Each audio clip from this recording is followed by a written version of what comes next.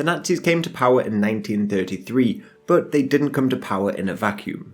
They inherited decades of imperial ambitions, which had all failed in the build-up to the First World War. But before getting into their plans, it's important to establish who they believed were Aryans and the hierarchy of nations as they saw it. To run down the very basics of the idea of Aryanism, it didn't in fact begin in Germany. It began in France with the writings of Arthur de Gobineau. His writings were expanded upon by the likes of Houston Chamberlain in England, and then there were other groups within Germany which even used the swastika, like the Order of the New Templars. The basic idea is that the Indo-European languages began with a group of people known as the Aryans. The Aryans were in fact a real group of people who migrated into India from the north, but they speculated that this group of Aryans began to migrate west. According to some on the far right, they then established the Persian Empire on the way, then ancient Greece, in particular Sparta, then ancient Rome, before moving into Germany and Scandinavia. However, this idea of Aryanism began to merge with a different idea of Nordicism. This argued that all of the greatest people within Europe were Nordic people. So the Anglo-Saxons of Britain were superior to the Celts, the Franks beat the Gauls in France, Visigoths in Spain, Lombards in Italy, Teutons in Germany, etc. Madison Grant, an American, wrote a book in 1916 stating that Dante, Leonardo da Vinci, and others were all Nordic, despite being born in Italy. So as the Nazis put these two theories together, they began to produce some pretty wild claims. Himmler, for instance, sent out expeditions to Tibet to find out if the Aryans originally came from there, while Rosenberg and others began to put forward the case that they came from the German plains, or he even speculated Atlantis, but then, after some flood, they sought refuge in the Himalayas. It was all complete guesswork. So the Nazis got quite a bit of stuff spectacularly wrong. But I'm going to assume that you, unlike them, have a curious mind and are always on the lookout for something new to learn. And well, let me tell you about Wondrium. This is a place where you will find answers to practically everything you could ever want to learn, and even a great deal you never thought of. They carefully curate collections of short and long videos, tutorials, documentaries, and even travelogues. These are all thoroughly researched and presented to you in an incredibly engaging way. So essentially, it's the place to go for any curious soul. I've personally been hooked on programs, as you'd expect, in the history section, and if you'd like to find out why these Nazi plans never came to fruition, I'd recommend the 6-part series, How the Nazis Lost the War. Here they talk about how the Nazis accused the Jews of being drug addicts, but the Nazi leaders were in fact on methamphetamine themselves, obviously hampering the war efforts due to their bad decision making. Plus there's also the 12-part series, Hitler's Empire, or for more on dictators, there's Communism in Power from Stalin to Mao. Now if you'd like to get access to this vast selection of content, well you can go to wondrium.com/jabzy or just click on the link in the description below. I'm sure you'll get hooked on Wondrium, as I am. Thanks to Wondrium for sponsoring this video. But for now, let's get back to Germany and their plans in World War II. The Nazis also had to deal with the fact that Nordic people were said to be tall with blonde hair, which many Nazis weren't, but many Slavic people were. However, the head of the German Labour Front, Robert Ley, said, even if somebody's appearance is Nordic, he might be a bastard inside. That somebody is blonde and blue-eyed does not mean that he is racially pure. He might even be a degenerate coward. Otherwise, they believed that there were a couple of major races, the Caucasian, the Mongoloid, the African, the American, and the likes. But within each of these lay a different race. Like among the Caucasians, there were Nordic people from Scandinavia, Alpine people from obviously around the Alps, Mediterranean from the south, Semitic people which included Jews and Arabs, Dinaric which included many people in the Balkans, Iranian and many more. However, this in turn presented more problems, as a Finnish person would be considered Asian or Mongoloid, while a Somali and Afghan would be considered Caucasian. Many races and nationalities were then just seen as a mixture of other races, like the Indians, who were originally Aryan, were said to have mixed with the local darker-skinned people.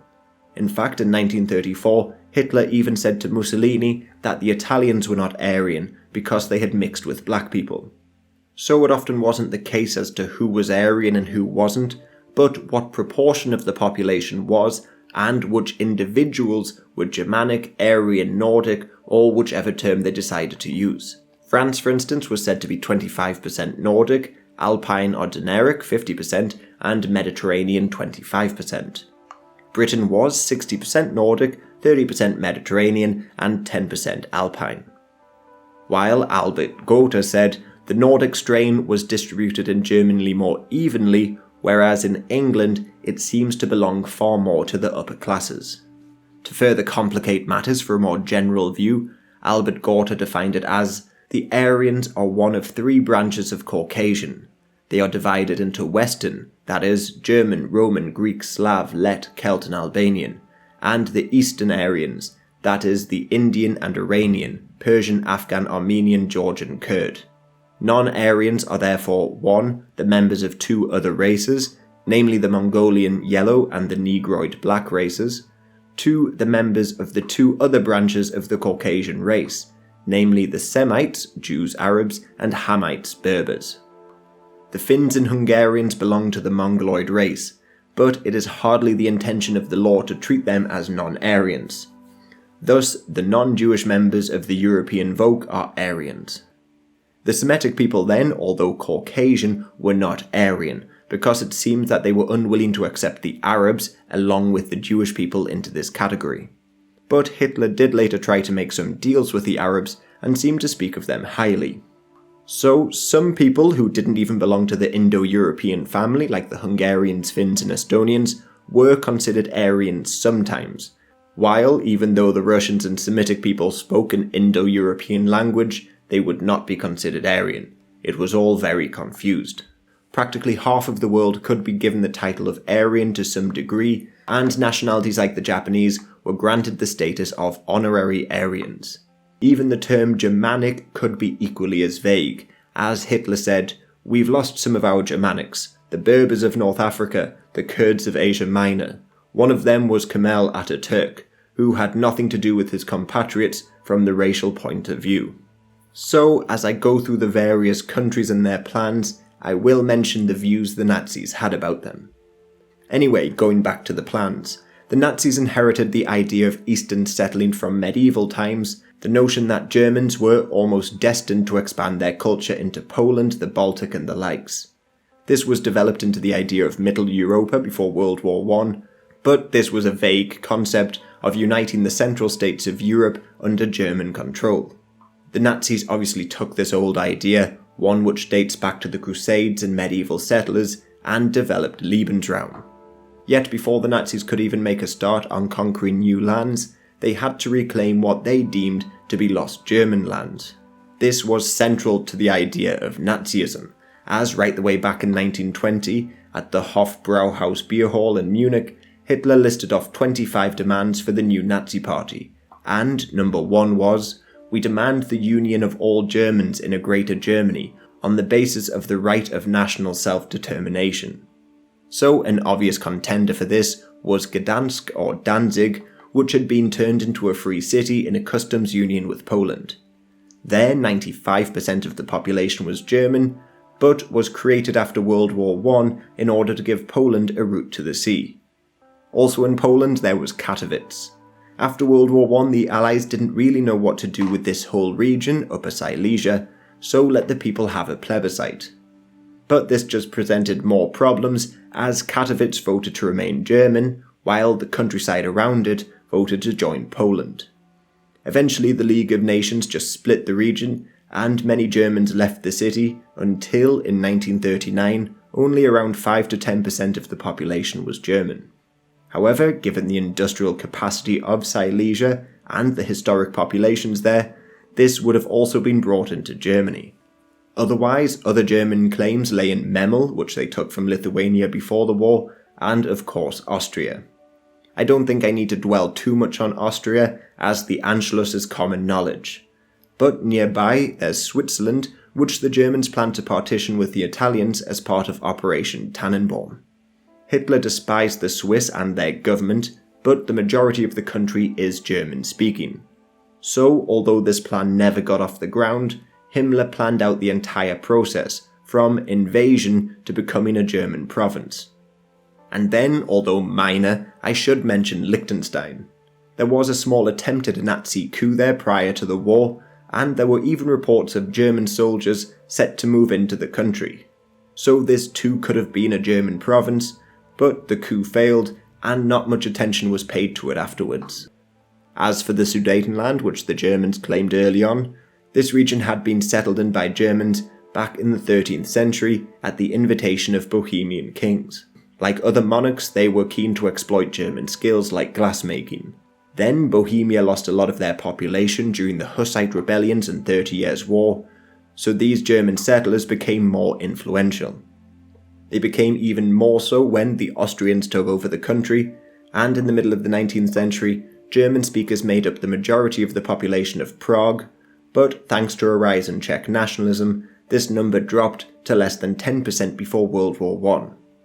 However, it should be said that not all of the German speakers were necessarily originally German, but they could well have been people adapting to their situation, as German was the official language of the Austrian Empire, and it was essential in many government positions. However, the Sudeten Germans were just one of a few types of Germans that were given distinct names in the age of nationalism. The Alpine Germans would have included the Austrians and Swiss, and then there were the Balkan Germans, which today are called the Danube Swabians. These were scattered about the Balkans, like in Vojvodina, where maybe 350,000 Germans lived before the war. Around 100,000 lived in nearby Croatia, where they formed the German Party for a while, and in Hungary they exceeded 600,000. There were also large communities in Bukovina and across Romania, but Hitler didn't really have much of a plan to incorporate these areas into Germany itself. He had another plan for them. The Volksdeutsch, as he called them, was set to be relocated from the Balkans to places conquered in the east as part of Lebensraum. This was called the Heim and Reich policy, and it was made clear when he signed a treaty with Mussolini concerning South Tyrol. Although this was a predominantly German region, he settled the issue with the Italian fascists by giving all the locals the option to move to Germany and obtain citizenship. Many of the Gotschia Germans of Slovenia were also repatriated, ending 600 years of that community, a community which actually rebelled against Napoleon. Yet the Germans seem to have had some ambitions on Slovenia, as it would be partitioned between themselves, Hungary and Italy during the war. So these Germans from abroad would be brought back home and then sent to inhabit territories conquered in the east, like West Prussia, Silesia, Bialystok and the land of the Varta River. But that's not to suggest that the Germans would stop there, this was just the beginning of their plans. Slowly they would begin to expel the locals further east and relocate more Germans there. But I'll come onto that in a bit. Meanwhile, over in the west, there was Alsace-Lorraine, which the Germans lost in World War I. When Hitler conquered France, Alsace merged with Baden and Lorraine with the Saarland. Germany also lost northern Schleswig to the Danish, but despite some people demanding annexation or another plebiscite, Hitler refused. He seemingly wanted to accommodate the Danes and there to create a model protectorate inhabited by fellow Nordic Aryans. There were some other places though that the Germans could well have claimed but didn't, notably Bratislava. The people there were mainly Hungarians or German at the end of World War I, and they tried to prevent being put into the new nation of Czechoslovakia. So they rose up, renamed the city after the American President Wilson, and hoped to be turned into a free city. But this rebellion failed, and when Hitler moved into Czechoslovakia, he found support from among the Slovakians, notably Tiso, who was installed as a puppet ruler. So Bratislava remained in Slovakian hands. In the Low Countries, Luxembourg would be incorporated into neighbouring Mosselland, where, along with the pro-German party, they would begin to clamp down on the French language and Germanise the area, as they believed the people of Luxembourg were German by blood. The same thing would also happen to the Netherlands, who were again considered to be almost a branch of the Germans. The country was to be renamed Westland, divided up a bit, and under the command of an Austrian Seyss-Inquart, the Nazification began. But here, as elsewhere, there would be a problem that would forever pop up. The Nazis would have to try and balance their desires with the competing ambitions of collaborators. For instance, in the Netherlands, there was Anton Mussert and his NSB party. They sought to unite the Low Countries and keep Netherlands independent, but under German influence. As you'd expect, this was rejected, despite the help that these collaborators provided. Meanwhile, in neighbouring Belgium, it was a lot more complicated, but I'll get onto Belgium and northern France later on. So, as a basis, that would be the Greater German Reich, and in the build-up to the war, they obviously claimed quite a lot of it. They had gained their first ally in Slovakia, and established their first of many protectorates in Bohemia and Moravia. There, like elsewhere, they had almost two governments and two sets of laws, one which applied to the Germans and one for the locals. In this case it was governed over by Aloy Elias, but he would later conspire with the resistance, so he was killed and replaced in 1941.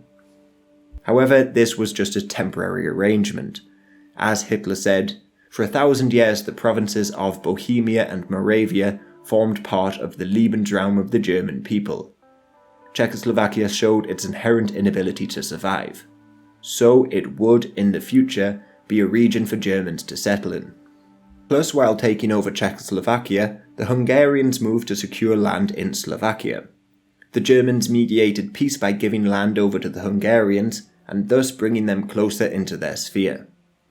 The Hungarians would be given even more land, and their leader Horthy joined in the Axis, albeit somewhat apprehensively. For instance, after the failed invasion of the Soviet Union, there was talk of making a separate peace with the Allies, but when news of this reached Germany, they occupied the whole country, unwilling to see it leave their sphere. But, as I've mentioned before, what the Nazis thought of the Hungarians is up for debate. They after all didn't speak an Indo-European language, and were seen as transplants from the East. As Hitler said, the German people were the only bearers of culture in the East, and protected the West against barbarity. They protected the borders from Slavs, Avars and Magyars. The Magyars here being the ancestors of the Hungarians. But then, in the Journal for Racial Science on the racial diagnosis of the Hungarians, they remarked that opinions on the racial condition of the Hungarians are still divided.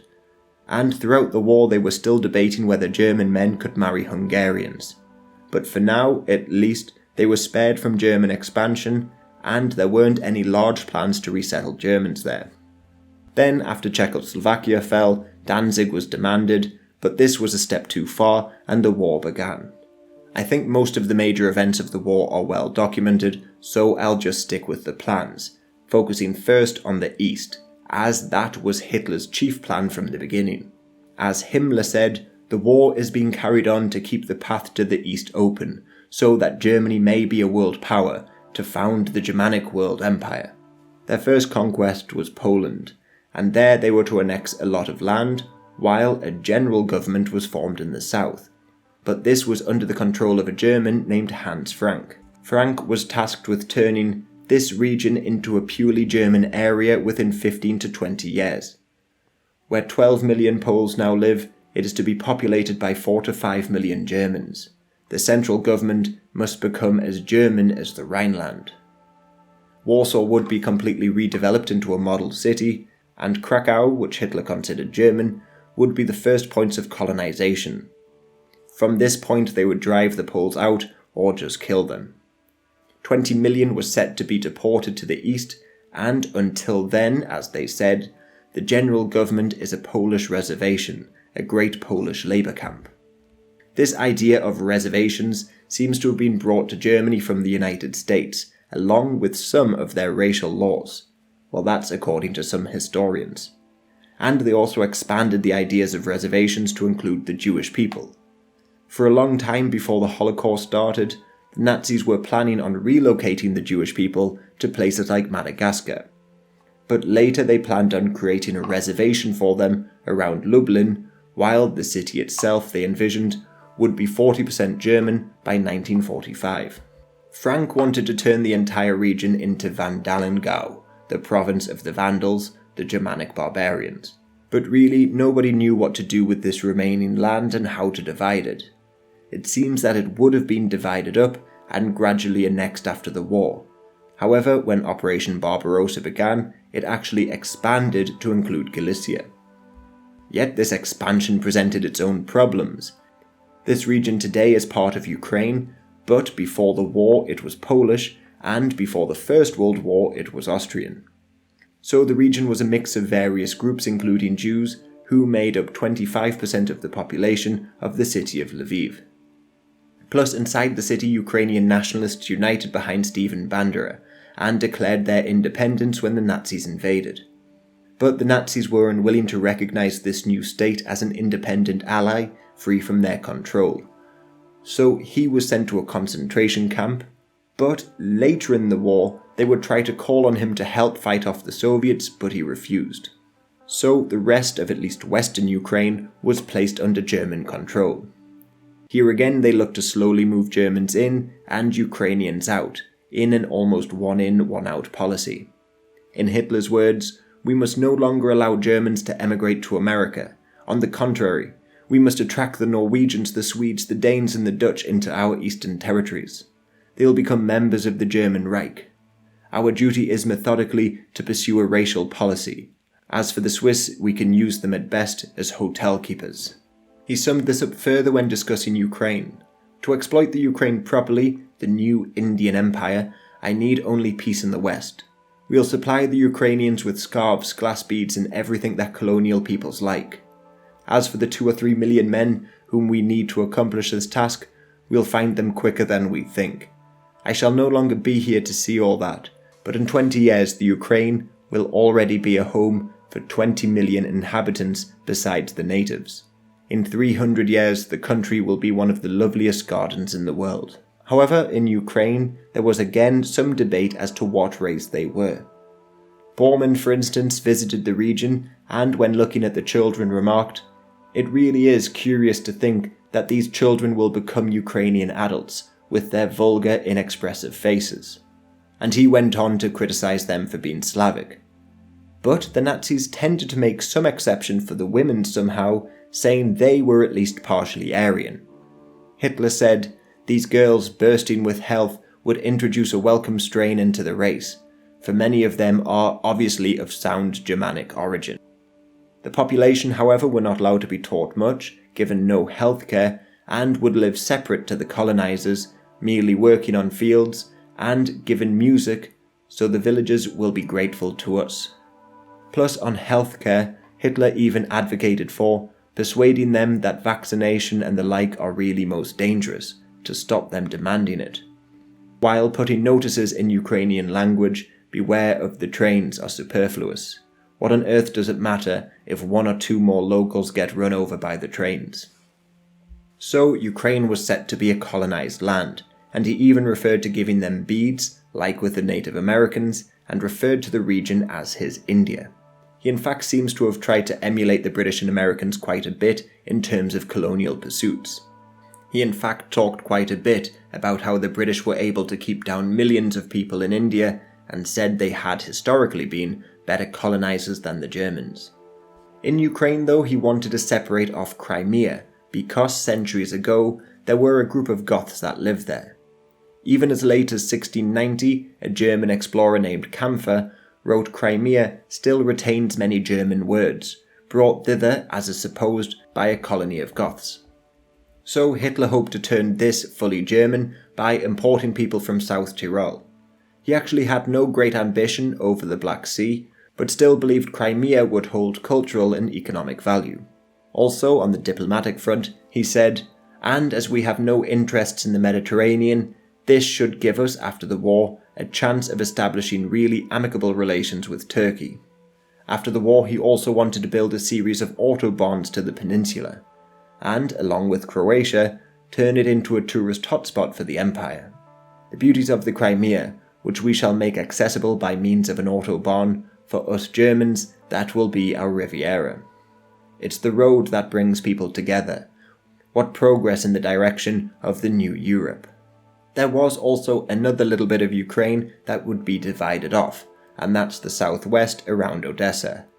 This, along with Bessarabia, would be given over to Romania, who, after a military coup, joined the Axis. However, I'll come onto Romania later. In the Baltic states, a very similar chain of events happened. When the Nazis invaded the Soviets, people rose up, hoping to achieve their independence. But they were quickly crushed and put under German rule. In these areas, there were already Germans living there, descendants of the Crusaders and merchants centuries earlier. So again, the Nazis believed that there were some people here that were Aryans. They created Ostland out of the 3 Baltic states, and even Belarus or White Russia as well. Some disagreed with this, but it seems Alfred Rosenberg, who was a German from Estonia, was able to push for this enlarged state. He hoped it would be called Baltenland, but Rosenberg's plans were largely ignored. However, I bring them up to show some disagreements within the party. On race, Hitler said, the Estonians are the elite of the Baltic peoples. Then come the Lithuanians and lastly the Latvians.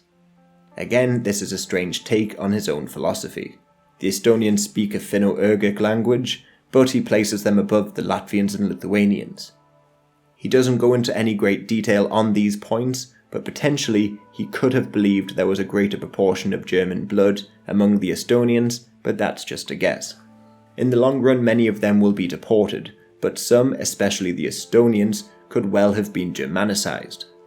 And this idea that many could be Germanicized is important, as the Nazis would look among the local population to see who could potentially be Germanic or part Germanic, and then incorporate them into their German Reich.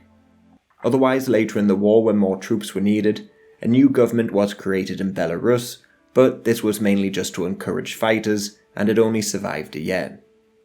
Pushing further out east, there was a plan to break up Russia into various different groups and push all the way to the Urals. Some plans were made to create entities like in the Caucasus and Turkestan. In fact, Rosenberg hoped to create a Greater Ukraine, Idel-Ural, Tatarstan, a Greater Finland and many more. But Hitler rejected these plans, saying, "We have not liberated to bring blessings." So, moving from west to east, the Finnish joined in with the German advance looking to reclaim land lost to the Soviets. Plus, they also published a book called Finnish Lebensraum, so we can expect them to seize Karelia and potentially Kola in the north. But also in Scandinavia, after the Germans took over Norway, they installed Quisling as a puppet ruler, and the far right in Norway seem to have had designs on the Kola Peninsula as well. Quisling in fact asked for further land to settle in within Russia, and some sources indicate there were plans on Bjarmeland. This would have been around Arkhangelsk, but renamed Bjarmeland as it was the name given in old Viking sagas. There had in fact been many irredentists in Norway for some time, like Gustav Smedel, who was part of a strange plan to claim eastern Greenland in 1931 and rename it Erik the Red's Land. There's also the poet Alf Larsson, who said, "The Bolshevik enforced Russian sector up there which clovers the Arctic Sea must go. The border must be Novaya Zemlya in the east and Greenland in the west." There was also Adolf Hoel, a man credited with bringing part of Antarctica under Norwegian control, who wrote a book called Norwegian Livsraum or Lebensraum during the war. Then it was the finance minister of the Quisling government, Frederick Pritz, who came up with the idea of claiming Bjarmeland, or at least he mentioned it to Smedel first. All of their claims fell under the Osterweg project, and some of their claims to land go back hundreds of years. Like a former diplomat, Finn Storen helped to advance the cause for Kola and Bjarmeland, saying, "In the protracted struggle against Bolshevik rule, it is of interest to note that the old Norwegian tax lands went so far down as Arkhangelsk, encompassing the entire Kola Peninsula and everything to the north. Other land they therefore saw as Norwegian included Franz Josef Land in the far north, Greenland, and the Western Isles, including Iceland and even the likes of the Shetland Islands." Smedel reported that Quisling had no doubt the final defeat of England and America will bring the old Norwegian possessions back to the north, Svalbard, Greenland, Iceland, the Faroe Islands, Shetland, and the Orkney Islands, so that our entire natural habitat and also the basis for our display of power out in the world and on the oceans is secured. There was even some talk of taking the Hebrides and the Isle of Man as well. They also weirdly claimed parts of Finland as well, as there was a Norwegian tax on the Sami people in the 9th century, and therefore they claimed it historically fell under their control. Frederick Pritz, the finance minister, created a coat of arms for this new empire, and tried to establish Norwegian settlements near Kiev, pointing to the establishment of the Kievan Rus centuries earlier as an example they would follow. So here, as with elsewhere, the Germans would almost have to mediate between competing claims from their puppets and allies. Within the Soviet Union itself, strangely they had the Zuyev Republic, which was no bigger than a village. This was set up by old believers, who rejected the reforms made to the Russian Orthodox Church centuries ago. They were able to raise an army of 300 or so defenders and fought against some partisans. Then, in return for just being left alone, they provided the Germans with some supplies, but it seems unlikely that this would have survived a German victory. More seriously though, was the Lokot autonomy. This wasn't exactly a planned state, but rather a test case. This was set up to see what a Russian collaborator would do, and then, if successful, this would be emulated in a larger planned division of the country. So here they allowed Bronislav Kaminsky to rule over his fellow Russians. Later in the war, out of a state of desperation, they allowed Andrei Vlasov to create the Committee for the Liberation of the Peoples of Russia. However, many, including Hitler himself and Erich Koch, would have went against this idea early on. It obviously would have prevented Lebensraum from being carried out, and as Koch said, the oppression of any Russian or Bolshevik resistance requires an absolutely ruthless personality. The resulting tasks need not be recorded. So it seems more likely that in the case of a victory, a German would eventually be put in place. Koch there, by the way, was talking about the planned Reich Commissariat of Moscow. This would have included both St. Petersburg and Moscow. However, Hitler said, "The foundation of St. Petersburg by Peter the Great was a fatal event in the history of Europe, and St. Petersburg must therefore disappear utterly from the Earth's surface. Muscovy too. Then the Russians will retire into Siberia." He claimed the Finnish also wanted to see the destruction of St. Petersburg, and that it would be essential for the survival of Germany, as two powers could not survive on the Baltic Sea. South of Moscow would be the Don Volga, ruled over by Dietrich Klages. Again though, this would only be created if Rosenberg's plans were followed. Further south still was the Caucasus, but here it would get a bit more complicated. Obviously the region would include Georgians, Armenians, Chechens and the likes, and as always, Hitler's views on race were conflicted. On the one hand, he seemed to believe that the people of the Caucasus were Aryans. After all, back in 1934, there was a book published called The Armenian Aryan, and this was followed by dozens more, promoting the same idea. But he began to distrust many in the region, saying, "The Georgians are not a Turkish people, rather a typical Caucasian tribe, probably even with some Nordic blood in them. The only ones I consider to be reliable are the pure Muslims, which means the real Turkish nations. All others I deem unreliable. I consider the formation of these battalions of purely Caucasian peoples very risky, while I don't see any danger in the establishment of purely Muslim units. In spite of all declarations from Rosenberg and the military, I don't trust the Armenians either." Part of this distrust could come from the fact that Stalin was Georgian, yet Hitler sent a photographer to meet Stalin and take a picture of his earlobes to determine whether he was Aryan and not Jewish, as, according to him, Jewish earlobes were attached. Hitler also used the Armenian genocide as a justification for some of his own actions, saying, "Who, after all, speaks today of the annihilation of the Armenians?"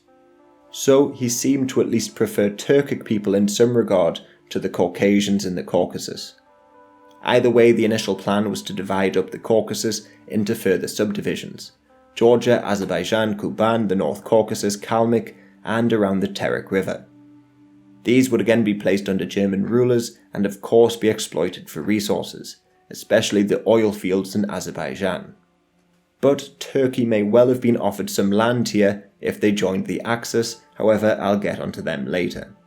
In short, for now though, he wanted to promote Turkic rebellions in the Soviet Union, and these would have taken place in Azerbaijan, and maybe further afield in Central Asia.